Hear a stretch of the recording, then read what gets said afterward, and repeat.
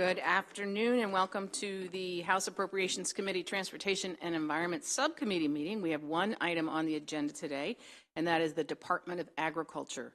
We will begin with the budget analyst, Andrew Gray, presentation, followed by the Secretary of Agriculture, Kevin Addix, who can come up to the desk whenever he's ready.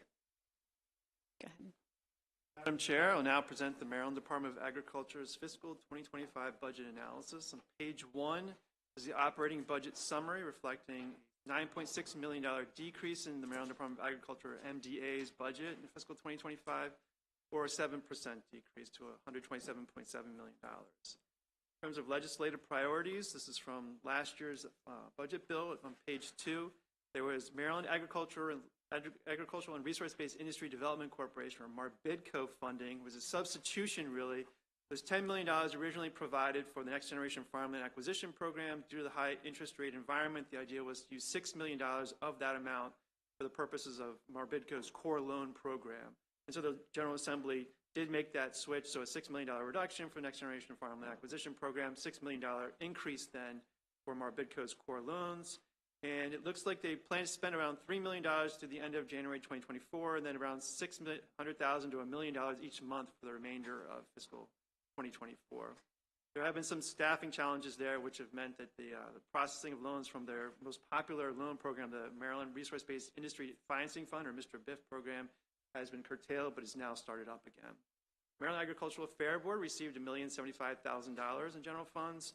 And that was added really to reflect the fact that horse racing revenues have not come in as hoped for, basically, each year. So majority of that money was spent on fair shows and the kind of existing work of the Fair Board. The remainder was used to cover a portion of the Great Frederick Fair payment. And on page 3 of the Spay-Neuter Fund, $200,000 in general funds was added to that program. You didn't see an appreciable difference in terms of the amount of work done because the revenues coming in for that program have actually decreased in the last couple of years. There is legislation this session to increase the fee, from my understanding. But there was an overall average award for grants increased by approximately 4% as a result of potentially of that increase in funding. Rural Maryland Council at $300,000 in general funds. Majority of that money is used for the Rural Health Care Program. And then a little bit of the money was also used in the Maryland Agricultural Education Rural Development Assistance Fund work for leadership development and community development. Finally, you have $100,000 for the Southern Maryland Agricultural Development Commission, and that funding has not been released yet. The paperwork has not been completed, but the idea is when that money is released, that there will be an economic development plan for the space at the Lothian Grain Elevator site in Anne Arundel County. Moving now to the deficiencies for fiscal 24. This is on the bottom of page 3.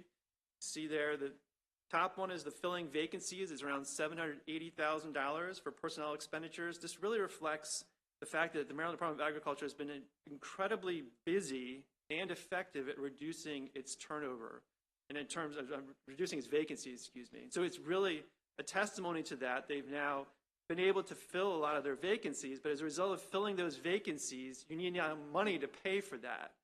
They didn't ignore turnover, they just prioritized filling positions. By filling positions, you don't then have enough money to meet turnover.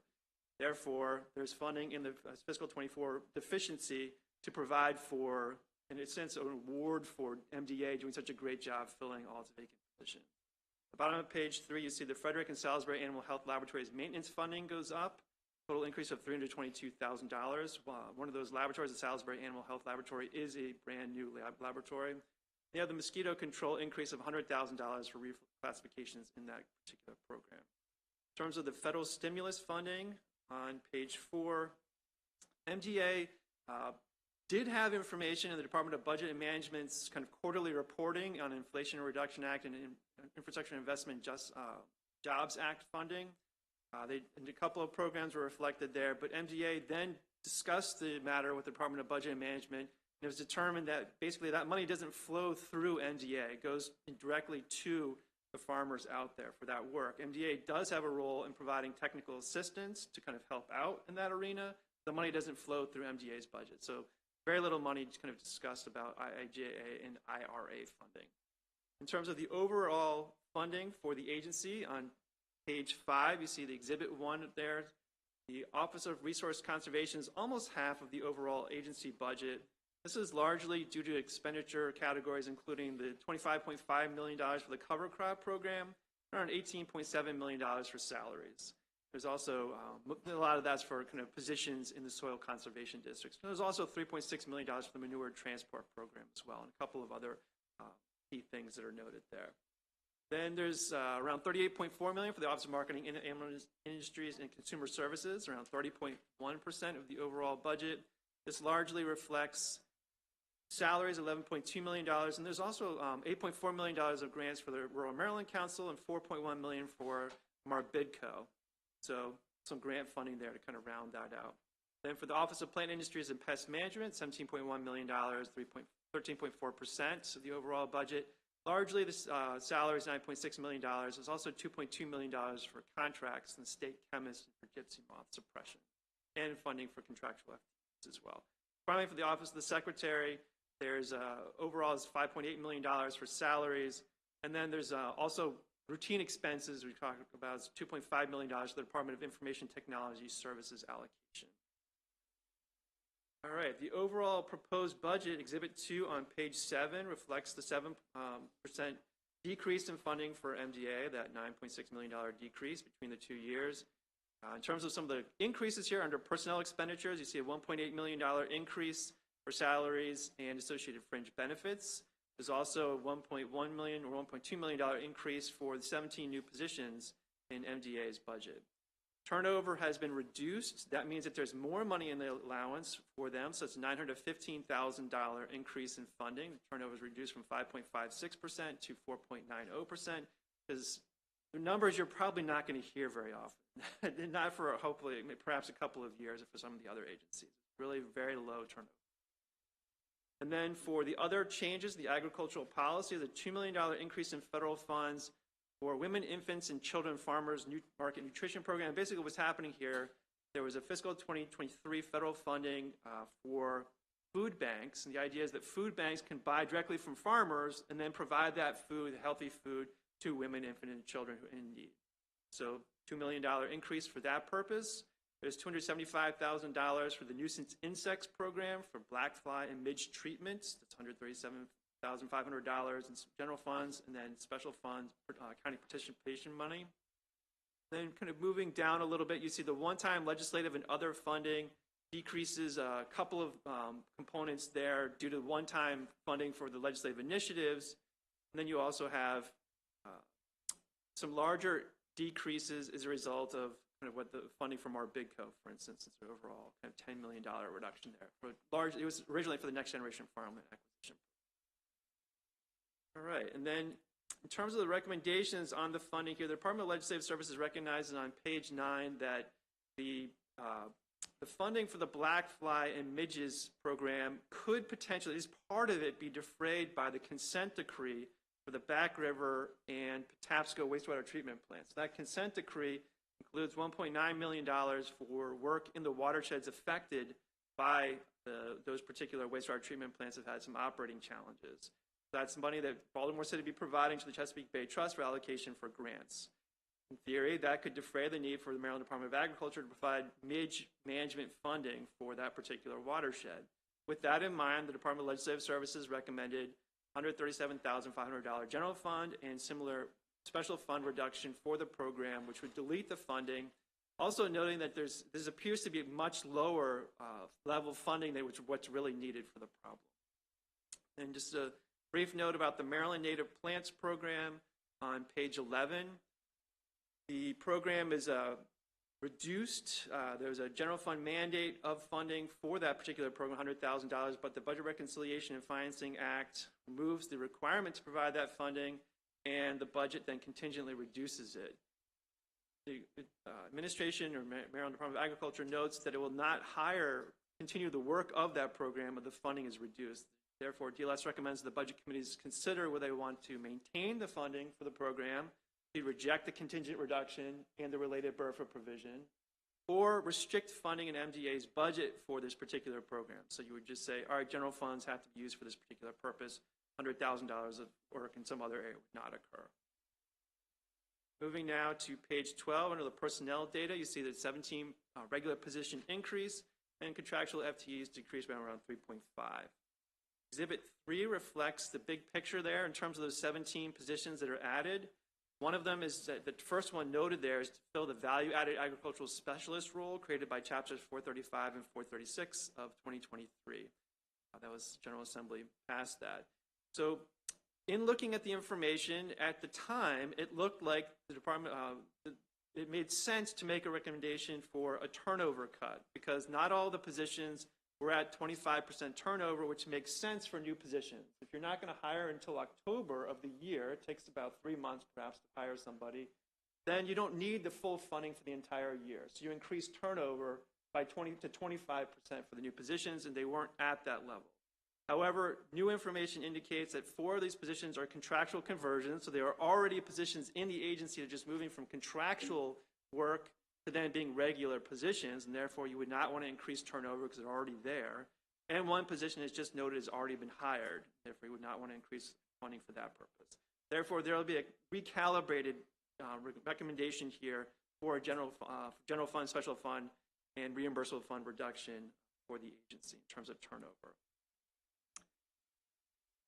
Moving to the key observations on page 15, the first one concerns the weights and measure program. So there's fee legislation in the 2024 legislative session, Senate Bill 278 and House Bill 234. A number of components to that bill in terms of the work that's being done in the Maryland Department of Agriculture. I'm just focusing on the weights and measures component of that funding.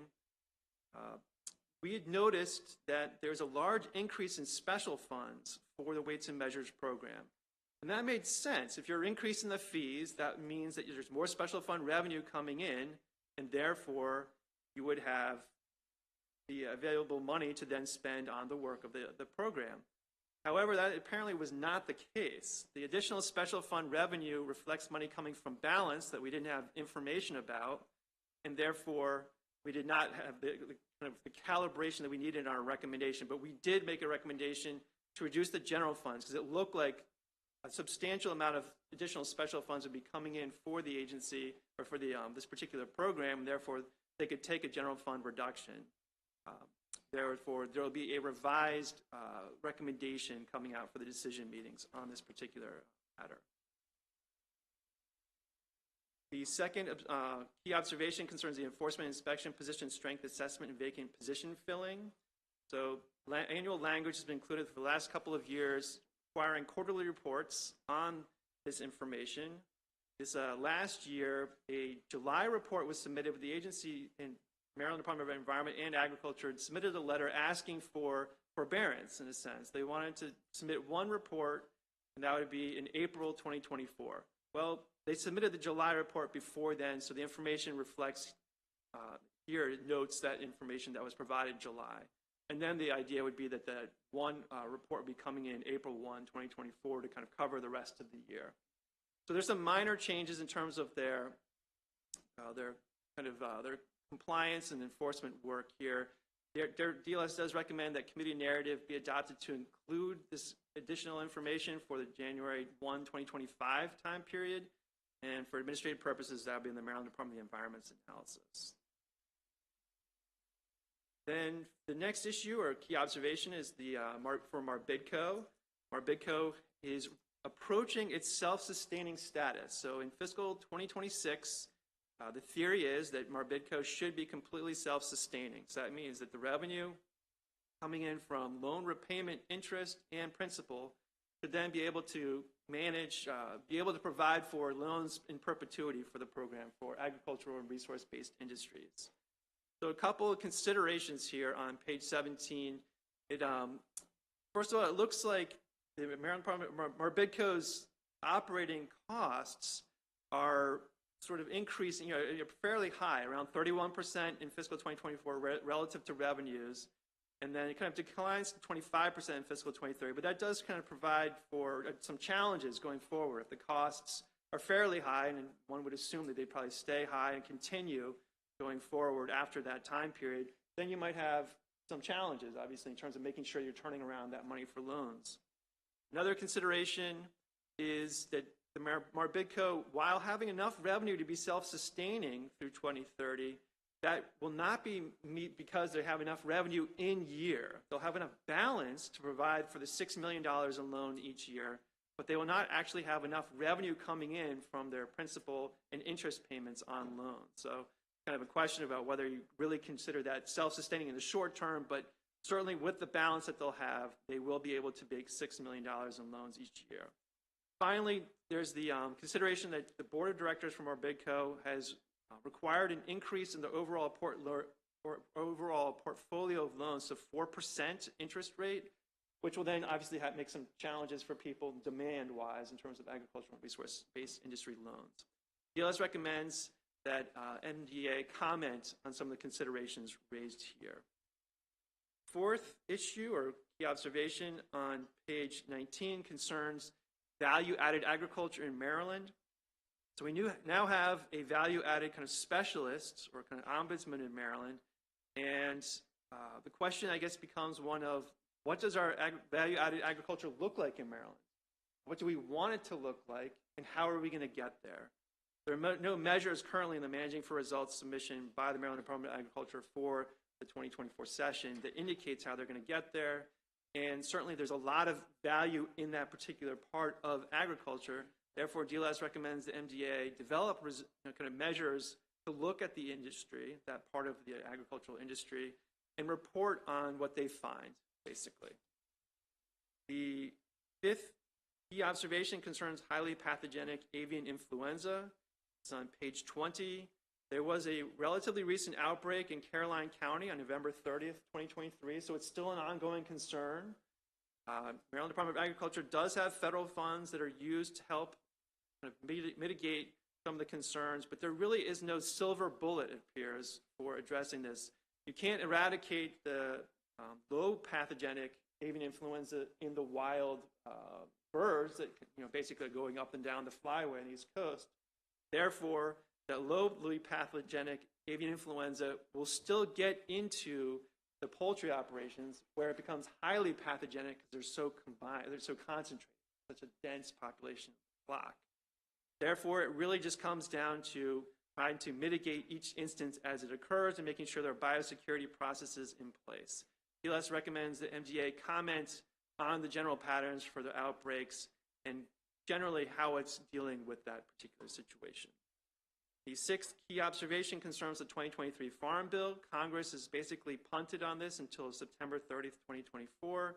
There's not much to report on at this point, although there's a lot of potential for changes to programs that might make farmers more interested in using the federal funding and therefore would make, obviously, a situation in which Maryland would receive more money directly to the farmers.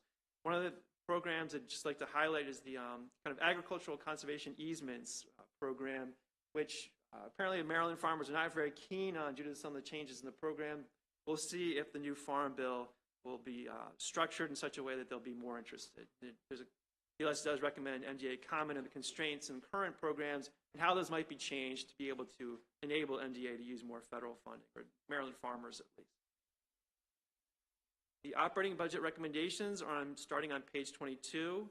First of all, the recalibrated turnover reduction that we'll discuss as part of the decision process. The reduction for the weights and measures program in terms of the appearance of the availability of additional special funds, which is not the case and therefore will be recalibrated as well.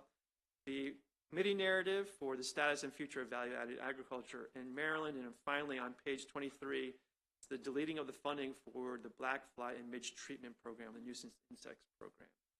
Are there any questions? I do have one final comment. On page 27 is a MDA digitization and modernization projects. We don't usually typically talk about information technology projects here. It's usually kind of dealt with in a do-it analysis, Department of Information Technology. But if you'll note here, the overall project cost for moving MDA's programs to the one-stop platform is around $60 million, which is an extremely high cost for an information technology project in my experience. That'll occur over a couple of years, and there will be opportunities to kind of consider where things are and to slow down the process if it's not working or change direction if need be. But I'd just like to highlight that it is a rather large amount of money that will be spent between now and fiscal 28 on kind of modernizing MDA's operation. Unless there are any questions, that concludes the presentation. Thank you. We appreciate your analysis, and we look forward to hearing from Secretary now. Once I remember how to use the microphones. Thank you very much, Madam Chair, Mr. Vice Chair, members of the committee. For the record, Kevin Attic, Secretary of Agriculture, and pleased to be here for the second time in front of you this session. The budget that you have in front of you is fiscally responsible.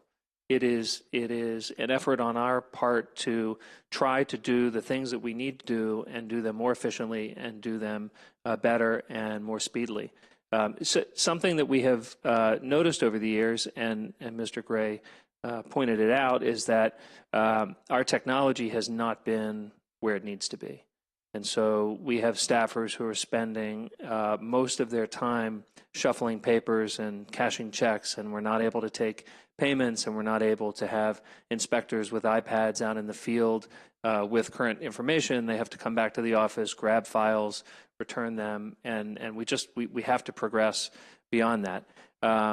It would also be nice to have Wi-Fi in the building, but that is not entirely on that list. So things to come. But as I mentioned the last time I was before you, our department is in an interesting spot. We are both a regulator and a promoter. We're the chief cheerleader for the industry, but we're also making sure that the industry is meeting and exceeding expectations related to all manner of regulations, particularly with nutrient management and bay health, soil health, bay health. But I mentioned that we're in the business. We're in the business of agriculture. We're in the business of soil health and improving soil health. We're in the business of preserving agricultural land through our Maryland Ag Land Preservation Foundation. We're in the business of providing fresh and local food, not just to the markets that exist, and we do benefit by having our farmers being able to be lucky. They're within 2 to 2.5 hours of 2 or 3 major metropolitan markets. That's not the case in most states. And so while entrepreneurial farmers have access to these incredible markets, we also have a public that is in desperate need of fresh and local food, many of whom are food insecure. And so we are also in the business of linking our farmers who have product and sometimes have excess product with food banks to make sure that we're keeping that local fresh food flowing. And of course, we're in the business of restoring the Chesapeake Bay. If you've paid attention to the Bay Commission and the Bay Program and the Caesar Report, there's work to be done, and we are fully in acknowledgement that our industry has a role to play. There are other sectors, obviously, that we're concerned about: wastewater treatment, runoff, the fact that the Bay Health has remained at a certain level over the years, yet development has exploded. And we're pretty proud that even at least we're at the same level, but our farmers are engaging in best management practices, and our largest division, Resource Conservation, focuses on connecting farmers with BMPs to make sure that we're doing our part and we're doing everything we can to support the Bay. As you know, agriculture is the #1 commercial industry in the state. Over 350,000 folks are employed directly or indirectly. There are 6,000 full-time farmers, and we're contributing billions of dollars annually. We're the single largest land use in the state with over 2 million acres in production. 32% of total land in the state is dedicated to farming. We do appreciate and understand the challenges that you're facing as the committee overseeing budgets. So we are grateful for the opportunity to present some things and highlight some of the things and address some of the questions that Mr. Gray has posed. First of all, there are 17 new PINs proposed. 4 of these are PINs for contractual conversions. There's been a big push by the administration to take the folks who've been doing a great job as contractors and bring them on board because they've been long-term contractors. 13 are much needed new PINs to fulfill legislative mandates and to backfill positions. We are I believe, Mr. Gray can help me clarify this, but the champion in terms of the vacancy rate. And we really jumped in and did everything we could to take it from 14% down to 6.3%. And to my right is Assistant Secretary Heather Barthel from our Budget and Administrative Division, and she'll be able to answer any minutia questions that may come up. Our programs are not just agricultural, as you might think. Our programs are also consumer service related and consumer protection related. We run a weights and measures program, for example, that inspects and calibrates every scale in the state, every road scale, every scale in the grocery store when you're buying apples, making sure that you're getting that right amount of chicken salad. We're inspecting all of those scales all of the time. The little ones to inspect and calibrate, the equipment doesn't cost all that much. The big ones, one truck to calibrate a truck vehicle scale on the side of the road costs roughly $400,000. And we need new trucks. And so that's one of the reasons why you see some expenditures that may look high when you see a vehicle budget or an equipment replacement and it's so high. One piece of equipment's $400,000. We also have an instance where we've got a state chemist who is half-timing and part-timing and winding down some of our equipment because it is so outdated. And what that does is it backs up our response time and our ability to be reactive and responsive to not just the folks who have to submit their information and their products to be approved, pet foods, pesticides, herbicides, et cetera, fertilizers, and so on, but when there are issues and we need to get out and inspect and we need quick action, we don't always have the equipment, so you'll see some line items specifically for that. I did want to address the comment about value-added agriculture. My background is in value-added agriculture, and I know and appreciate the value that those types of businesses bring to rural areas, and it's a way for a farmer to preserve their own land. We've got preservation programs, so we can spend state dollars to preserve land, and we're going to keep doing that. But former Secretary Lou Riley used to say the P in preservation is for profit. And given that point that I mentioned earlier, where our farmers are within such close proximity to hungry, well-funded markets, if they value add their products, whether that be in grapes into wine or milk into cheese, or it could be through agritourism where they're value adding it by creating experiences, that is not just extra money into their pockets, it is a boatload of money into the local economy in the form of jobs, in the form of folks traveling in. The tourism dollar is one of the best dollars. They come in to Howard County or Baltimore County or wherever they might be, drop their money in buying local products. They refuel, they have dinner, they sometimes overnight stay, and then they go home. And it's a great way to increase the state's bottom line by investing in value-added agriculture. We did engage the services of a value-added specialist because we had a need for it. There was a special assistant program position in our department that we temporarily loaned out to build a value-added agriculture specialist because there was an incredible need immediately to have someone to help these businesses navigate through the licensing and permitting process. You think it's agriculture and it's milk or it's cheese or it's ice cream, that's great. It's health department, it's food safety, it's environment, it's septics, and it could be very difficult for a farmer to navigate through that process. So we are looking forward to that position coming to us and being able to take that special assistant position and repurpose that back. Competitiveness. You heard the governor speak about competitiveness today, and that means competitiveness from a business standpoint. When we talk to farmers and we ask the dairies that are considering closing why they haven't opened up, a milk processing facility or, someone who's growing grapes and not opening a winery, they say because it's difficult. It's difficult and it's expensive. And the farmers in dairy and meat processing, for example, have been able to point to the preponderance of these businesses in Virginia and in Pennsylvania and New York. And when you look at the difference, it's because they have incentivized it. That's not always with dollars or tax credits. It's incentivizing through lowering the barriers. And so that's something that we need to do, and our value-added specialists will help with that.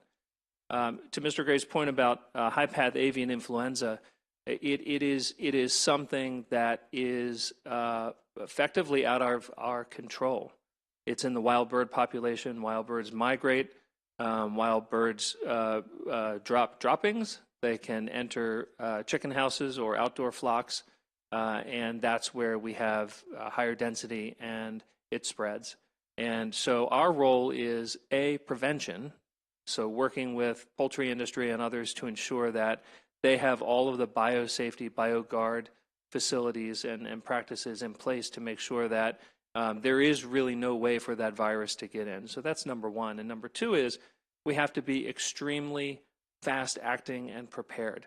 We have to be ready so that when a test comes back from our Salisbury lab that is a non-negative and is being shipped out to a higher authority to test, we are mobilizing. We are ready to go so that we can get into that poultry house and make sure that we're handling the situation so that it doesn't spread.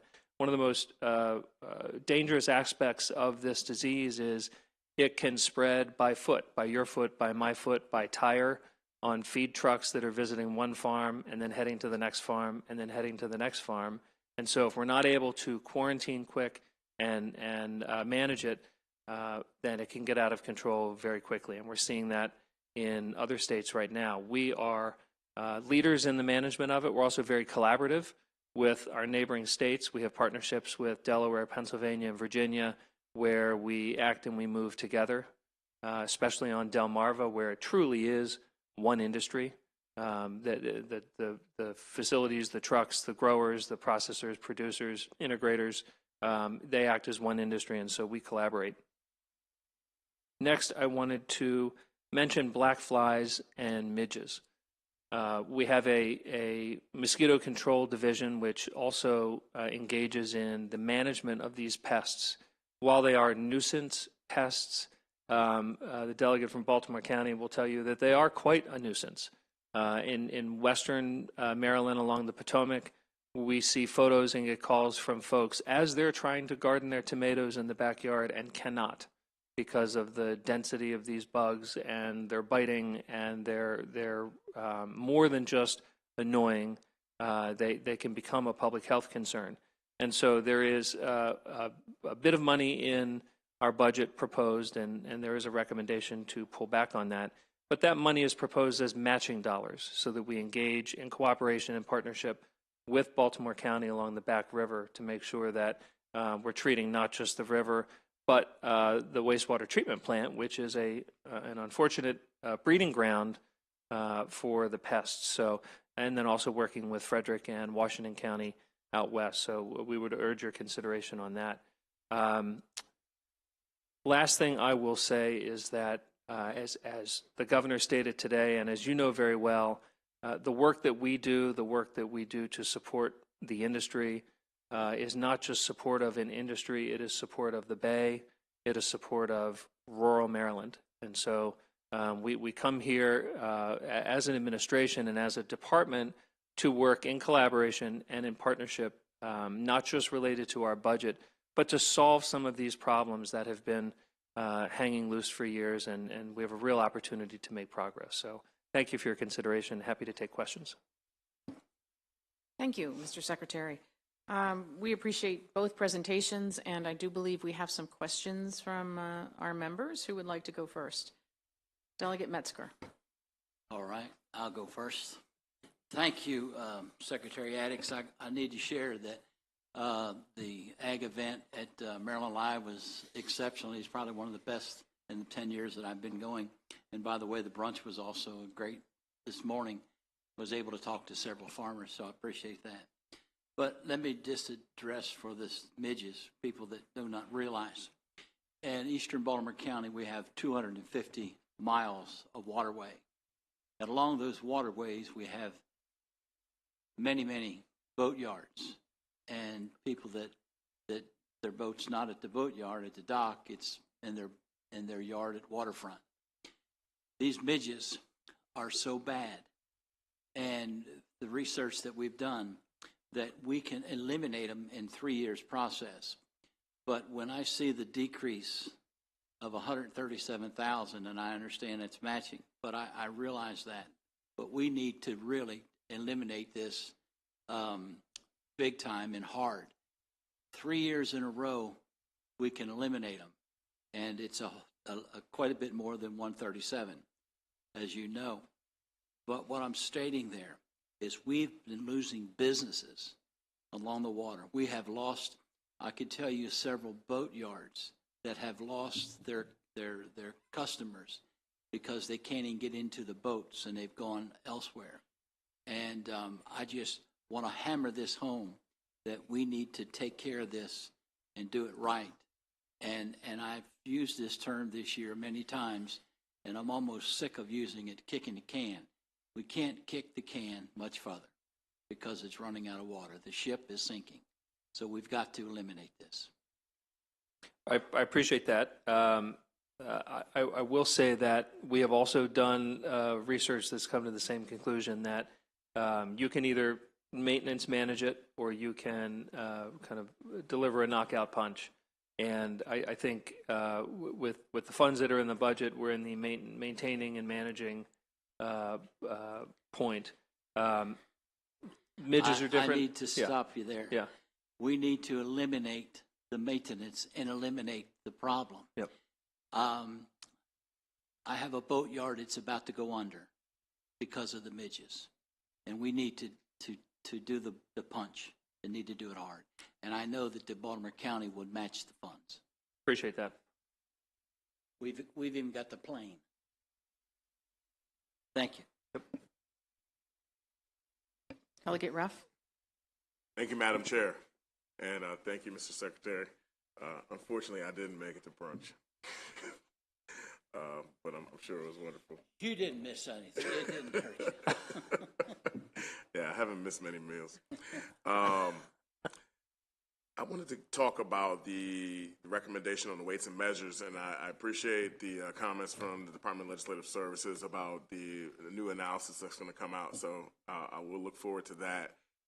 But as far as, the disagreement with the original recommendation, and then based on your comments today, are you saying that if this $470,130 is removed from your budget, the general funds that were earmarked for weights and measures, are you still saying that you'll be able to implement that program? Are you still saying that this is still a fiscally sound budget as far as this one line item? And then how does that play into the plans for equipment procurement that you guys are needing? And I'm seeing from the public testimony that is much needed for your department. Thank you for the question. So I will defer to Heather to answer it more fully. But first and foremost, we've, and to use the term kick the can, we've been pushing off on spending the money to replace the equipment because it is spendy. It is expensive, and we realize that. We are to the point now where I believe we have 2 trucks, but one is inoperable. I'm not sure if it's working. I'm not sure if it's inoperable, but it is reaching its end of life. The one truck is from 2006, so it's close to 20 years old at this point. They're very expensive to replace. So I think any cut in funding is going to impede our ability to, replace the vehicle that we've already delayed replacing for a number of years to begin with. And does that also touch on the need that you noted in your written testimony about having the equipment to inspect electrical vehicles? Right. We don't even own that equipment at the present time. We're beginning to receive requests and complaints from consumers who are plugging their cars in at some of these charging stations, and there's concerns that maybe they're not getting the electric charge that they should be for what they're paying for, but we have no way of inspecting them at this point, and it does fall under the regulatory purview of MDA to do that. So we need to purchase the equipment to even begin, completing those inspections. Right. So I guess it comes back to my original question: is that going to prohibit you guys from implementing this program and with the loss of this $470,000, or is that something that we can all live with? Well, we will not be able to start inspecting the electric vehicle charging stations until we're able to purchase the equipment. If we do not have the money to purchase the new truck, I mean, I don't know, Cassie, I mean, is it still operable at this point? Well, we don't know for how much longer. I mean, it's a very heavy-duty truck that's almost 20 years old at this point. There is a lot of concern that if we don't replace it soon, it's going to break down, and then we won't be able to perform the duties that we need to. Delegate, I would go back to the point where I would say we could probably still manage the program, but our response time increases. And will the program Or be decreases. operating at a deficit, like you've noted?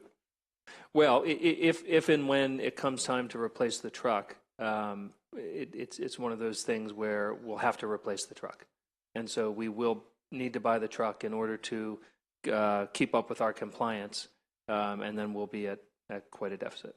And some of the money is also going towards paying salaries, and there's been a number of COLAs and step increases, and there was some reclassification salary adjustments that were made as well, and all of this money is going towards that as well. The money is fully needed. Okay. Yeah, I guess we'll hold off on making a position on that until we get the DLS updated analysis. But Yes. thank you. We would like that, and I'd ask committee council to follow up and do that. And I just want to clarify something. So are you saying that you are not now inspecting charging stations? Is that what you're saying? That is, we're not inspecting electric vehicle charging stations at this time.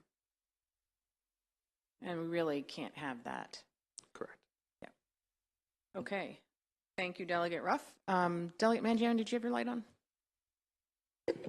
Thank you, Madam Chair. Thank you for being here. Thank you, Mr. Secretary. And we saw each other at the Bull House opening a while back, and it was, God bless, I think her name was Jessica. You mentioned a little bit, I can't remember exactly. I thought she said she wasn't really an expert in wine, but she took on, obviously, a massive project, tons of work, and I feel bad. I've only been back one time since, and I've taken full advantage of some of the fun agritourism spots in the district. You mentioned earlier, can you give me the answer how in like a real life situation, somebody like Jessica takes advantage of, I guess, the value added, this new employee, is it just Yes. one employee? Yes. And what options, I mean, again, you touched on it a little bit, but the real life, bring it together, someone like her, how she touches base with whoever this employee will be, and how they work together to make her life as prosperous as possible, and then thus the district. Great question. So there's currently no clearinghouse or training center for these types of businesses. And so from a regulatory standpoint, each one is its own fight. They feel like they're in a silo. They're visiting, they're going to the county for permitting and inspection. I used to joke that alcohol producers and dairy producers are much like operating a nuclear plant. Not really, but it's that much regulation. A winery, a very small winery in your district, so Bullhouse Winery, there are 9 different agencies involved in their startup and compliance on a regular basis. And they very often don't know that until they're in the process, and it's just one more thing or one more fee, and there's no one answering the questions of who can support, where are the grants, if I need a loan for this project, how can I qualify? So that's one of the real goals of the value-added specialist, in addition to being a navigator and a liaison between and among the different agencies, so that you don't have these producers going and knocking on the door of the health department. They can come to the value-added specialist and say, hey, I'm making wine, but I also want to make cheese because I have goats or sheep, and I want to make cheese as well. What can I do? And there will be someone who can open those doors, tie it together, talk with the health department, talk with MDE, and the local agencies. And the other thing that our specialist will soon be doing is offering trainings and seminars, and we've even talked about certifications or badges or something, so that we can train the industry in compliance, so that it's not a surprise to them. the audits and inspections that they have to undergo, just to make sure that they're prepared.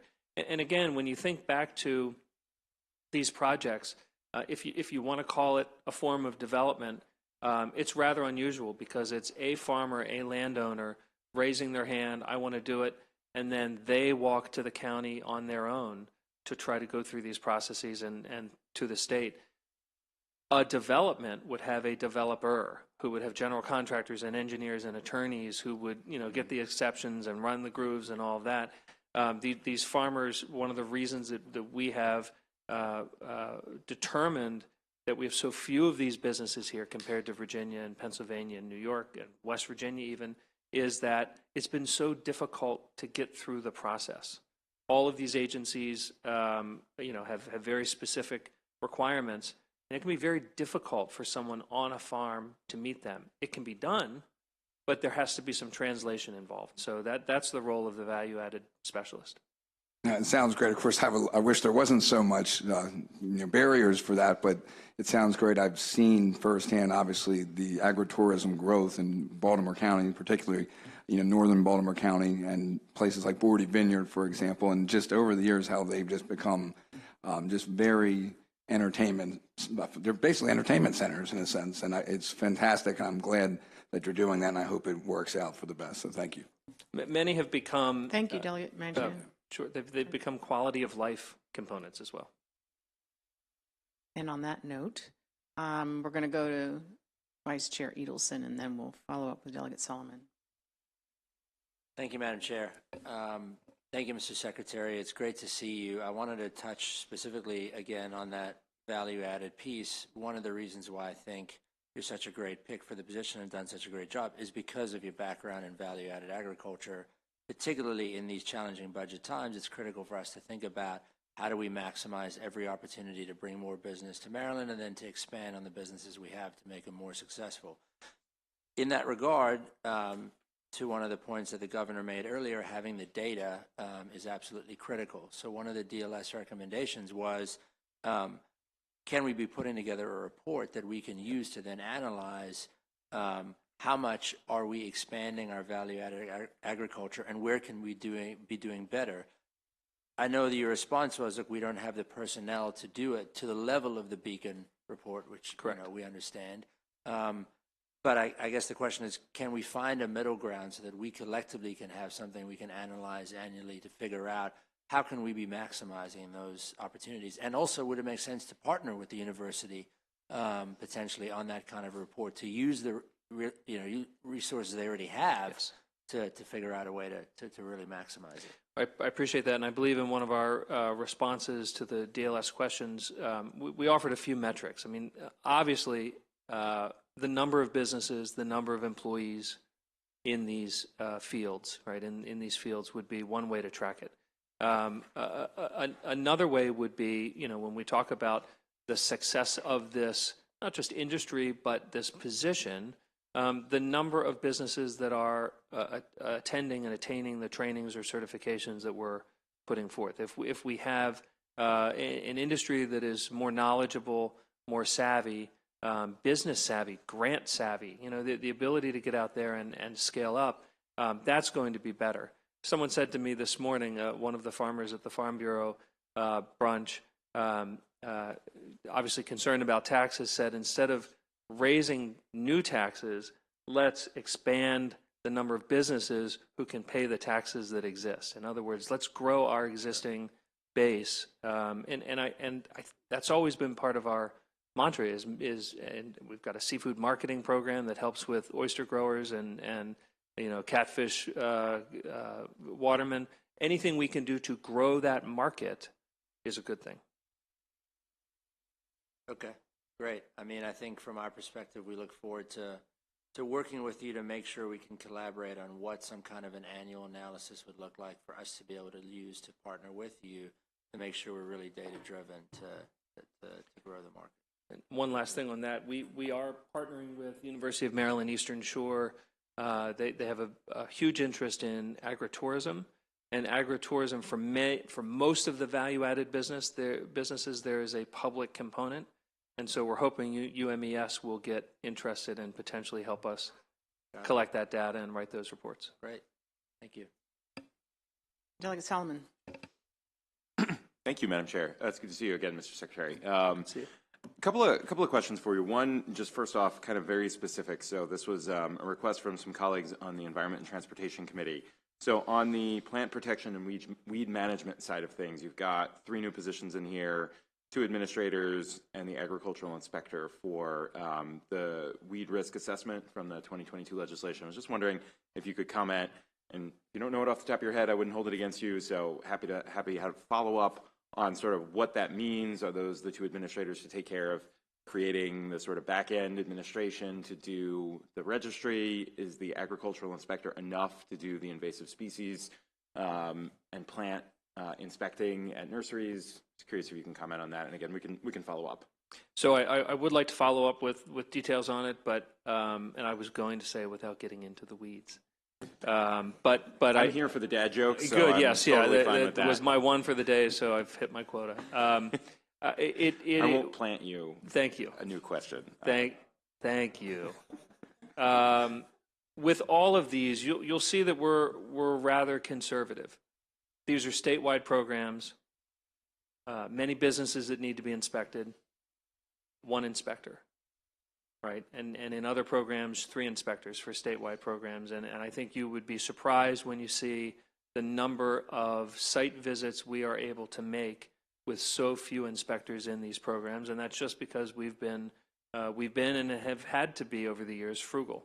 There is a lot of interest, obviously, about invasives. There's a lot of interest about natives, and so trying to figure out how we can best promote the natives and best flag the invasives and manage the invasives as well. We're going to be fiscally responsible as we do that, but we'll get back to you with the details.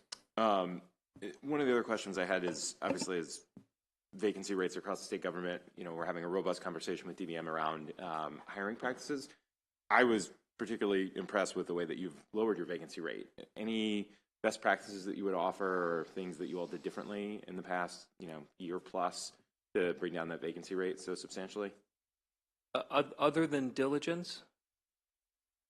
I can speak more about this. We did a number of things. First of all, is that because the vacancy rate was so high, we almost pursued all of our vacancies all at once, which was a tremendous amount of work. And it wasn't that we ignored our vacancy rate, but there are certain positions that take an incredible amount of time to fill, such as our veterinarian positions. So we weren't sure how quickly we would be able to fill them. But what we started to do was a more streamlined process, whereas when we have our hiring managers fill out what we call an intent to fill form, but we made them complete all of the information up front to have the description, the MS-22, your interview questions, your interview panel, and submit that all to HR up front. And then we held those hiring managers to very tight timelines for completing the work, for scheduling the interviews, for getting their interview packages once completed back to HR. We kept everybody to some very tight timelines to complete that so that we could continue to push them all forward as quickly as possible. That was probably one of the key things, was just keeping ourselves accountable and held to very tight timelines for completing the work and getting them done. It still meant we still have some positions that have been open for longer than a year. They're just very difficult to fill. We have some other positions that, like contractual positions that, we haven't been able to fill them either because most people don't want to be in a contractual position. So that's hopefully with the new pins that we're getting that we'll be able to fill some of the key positions through those. Great. Thank you. We'll come back to you in a second if you have another question. I just want to switch topics for a minute to native plants. I was confused when I read the report, your report, or maybe it was the other report, but we passed a bill in 2023 about native plants, and we mandated that $100,000 be spent. It looks like your department said that you were able to do this with existing resources, but then also said you will not fund the program if the contingent reduction goes into effect, but the budget has a contingent reduction in it. Am I reading this right? In the BRFA, there is a $100,000 reduction for the native plant portion of Okay. that And so, program. and you're also saying that if that goes forward, you will not continue with the native plant position? So far as, Cassie might be able to, so the duties from that bill have been assigned to an existing employee, but they're carrying them out. It's in addition to their other duties that they have. So they're implementing the bill as best they can with the resources that we currently have. But you note that you will not fund the program if the contingent reduction goes into effect. Is that language is that the BRFA language? Right, the BRFA language takes out the mandated appropriation and makes the contingent 100,000 general fund cut. And then my understanding, based on the response from NDA, is if that goes into effect, then you would no longer have the resources to implement that program. Therefore, you wouldn't do it. I think those would be additional resources that would allow us to maybe implement it, above and beyond what we're currently doing. So we passed a bill in 2023. We mandated this. And I mean, I think the assumption should be that this is the will of the General Assembly to go forward. We just did it. So I would like us to keep that funding in there unless you can come back to us and say, we're going to fulfill the obligations of the mandate and we can do it with our existing staff. But if we get rid of this and then you say, oh, we don't have the staff to fulfill the mandate, that's a problem. Got it. Okay. Other questions? Delegate Solomon. Thank you, Madam Chair. I did just have one other, and I did want to say, obviously, Mr. Secretary, I appreciate your comments on value-added agriculture and appreciate your partnership with a program that I know we're trying to get restarted. So I'll follow up with you on that. It's a little bit of a left field question that we haven't talked about, but it's something that's really important to a lot of folks in my county, and it was actually really interesting to dig into it more the last couple of years around our turf, our natural turf industry. And obviously there's been a long-standing debate between natural turf and synthetic turf, something that's gone on for years in our body here. But just curious if you all have any thoughts, and again, we can follow up on this. We have an amazing industry in this state that produces some of the world's best grass, literally provides the playing surfaces for some of the, most prestigious stadiums around the world. And I would love for us to continue to grow that. Again, no pun intended, but how do we get that really amazing industry in this state to work for our schools, our fields, and all the things, so that we're not funding, large chemical companies around the world? Just curious your thoughts, or if, again, we can work together on that going forward. And thank you for that question. The short answer is promoting the industry. And so I'll be speaking to the turf grass industry. They're the folks who grow it and the folks who maintain it. And so we engage with both of them. We regulate both of them as well. And so, that goes back to the dual role of being the regulator and the promoter. We're very excited about the industry. The turf grass industry is a big one in Maryland. And it's a great use of the land. And it's rather low impact on the land. And in between, they're able to grow cover crops in between harvests. And we also have the toughest seed inspection program. So when you see Maryland certified sod or Maryland certified seed, it's actually nationally renowned as being the highest quality program around. So, and again, a pretty small division within our program, but in our department, but they're known for their work, and we do everything we can to promote that industry. I was going to say, I'd love to think creatively, maybe over the next interim, on how we can further promote that industry and connect them with our school and parks folks around the state. Thank you, Madam Chair. Thank you. Would you please comment on again, just to drill down a little bit further on the Morbidco situation with high operating costs and with its ability to be self-sustaining by the goal of 2026? If I could defer to Morbidco? Yes. To answer that question, Steve? Could you please just identify yourself for the record? Thank you. Yes, thank you, Madam Chairman. It's very good to be before the committee again. My name is Steve McHenry. I serve as the Morbidco Executive Director. I've been in that position for 17 years now, and we're very thankful for this committee's support over the many years. Relating to the question that Mr. Gray raised, and by the way, his analysis was very thorough, and we always enjoy working with him. The landmark Agricultural Stewardship Act of 2006 put in statute when they were providing a mandatory funding scheme originally through 2020. It now ends in 2025. So there's $2.3 million in the governor's budget for fiscal 2025, which is the last installment of this funding plan to capitalize Marbitco's core loan programs. We offer 20 programs today. 4 of them are core loan programs. 7 of them are specialty loan programs. We have some specialty and core grant programs, and we have 2 next-generation farmland acquisition programs, which are also land preservation programs, helping beginning farmers to buy their first farms. The 2006 Act provided direction to us to not just give away all of our revenues, income appropriations, like perhaps some other economic development finance agencies do. The directive to us was, because we were trying to fill gaps in commercially provided capital, that we should lend a fair amount of that money, and roughly 90% over those years has been lent to make collateralized loans, as opposed to uncollateralized loans, which we make in our specialty loan programs, which are funded from other resources.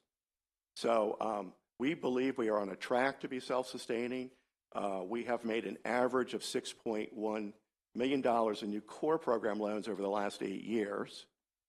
We project going forward, at least through fiscal 2030, that we can do that with loan revenues principal coming back in, together with a fund balance that Mr. Gray noted.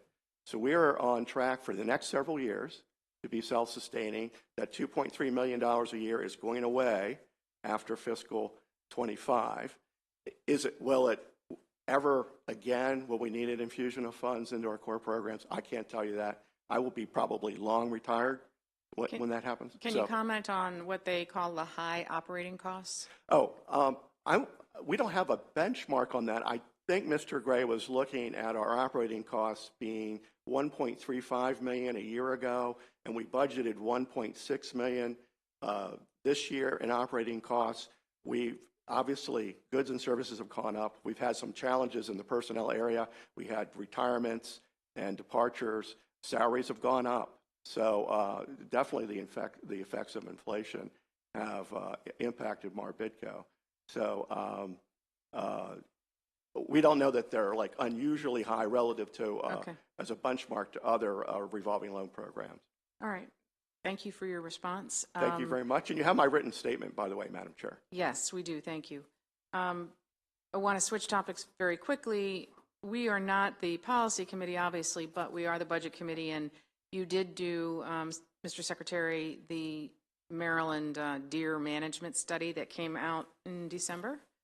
And I was curious whether, I saw that there was a number of recommendations. It's a very serious problem. I think we had a fatality not long ago in Maryland from a vehicle striking a deer, the fatality of a human.